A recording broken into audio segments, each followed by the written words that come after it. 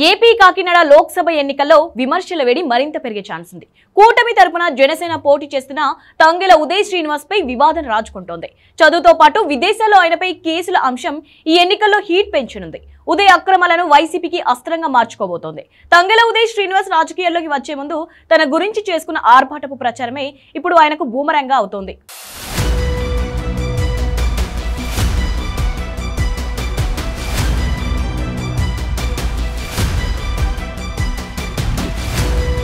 Tea time Srinivas గా పిలిచే తంగెల ఉదయ్ శ్రీనివాస్ ఈ మధ్యే కాకినాడ ఎంపీ అభ్యర్థిగా జనసేన తరపున నామినేషన్ వేశారు. అఫిడవిట్ లో విద్యార్హతతో మొదలైన వివాదం మరిన్ని కాంట్రవర్సీస్ కి కారణమైంది.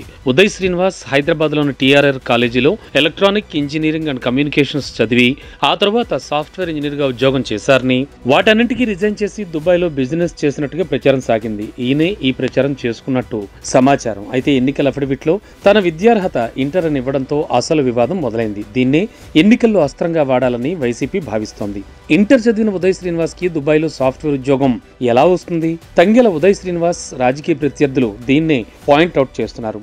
ఇంటర్ వాళ్ళకి దుబాయ్ పెట్రోల్ బంకుల్లో చిన్న ఉద్యోగాలే తప్ప పెద్ద జాబ్స్ కష్టం అంటున్నారు. ఆయన కోట్ల రూపాయలు ఎలా సంపాదించాడన్న ప్రశ్నతో ఉదయ్ అక్రమాలకు పాల్పడినట్లు రాజకీయ ప్రత్యర్థులు ఆరోపిస్తున్నారు. ఒక్కొక్కటిగా ఆయన నేర చరిత్రను కూడా బయటకు తీస్తున్నారు. జనసేన కాకినాడ లోక్సభ అభ్యర్థి తంగెల ఉదయ్ శ్రీనివాస్ అవినీతి చిట్టా పెద్దదిగానే కనిపిస్తోంది. ఓ మిడిల్ క్లాస్ ఫ్యామిలీకి చెందిన వ్యక్తి ఉన్నత స్థాయికి ఎదిగారన్న ప్రచారమే ఆయనకు లోక్సభ టికెట్ దక్కేలా చేసింది.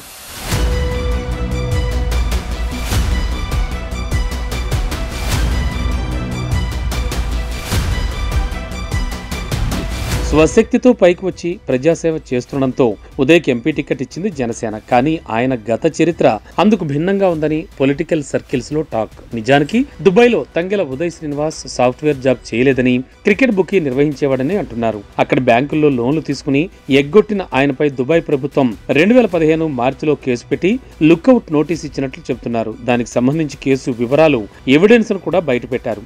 దుబాయ్ ప్రభుత్వం కేసు పెట్టడంతో ఉదయ్ శ్రీనివాస్ అక్కడి నుంచి తప్పించుకుని ఇండియాకి పారిపోయి వచ్చాడని అంటున్నారు.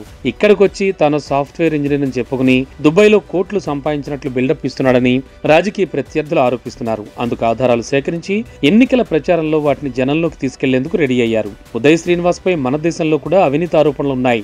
2 పాన్ కార్డులు తీసుకుని వివిధ కంపెనీలకు డైరెక్టర్ గా వ్యవహరిస్తున్నాడని తెలుస్తోంది. భూకబ్జా కేసు కూడా ఉన్నట్లు ఆధారాలు దొరికాయి. ఇలాంటి అభ్యర్థి ఎన్నికల్లో గెలిస్తే ఏమవుతుంది అంటూ వైసీపీ ప్రచారం చేస్తోంది. ఎన్నికల సమయంలో ఈ అక్రమాలు వెలుగులోకి రావడంతో జనసేన అభ్యర్థి తంగెల ఉదయ్ శ్రీనివాస్ ఇరకాటంలో పడ్డారు. ఆయన పొలిటికల్ కెరీర్ కి ఇబ్బందిగా మారుతుందని రాజకీయ వర్గాలు చెబుతున్నాయి.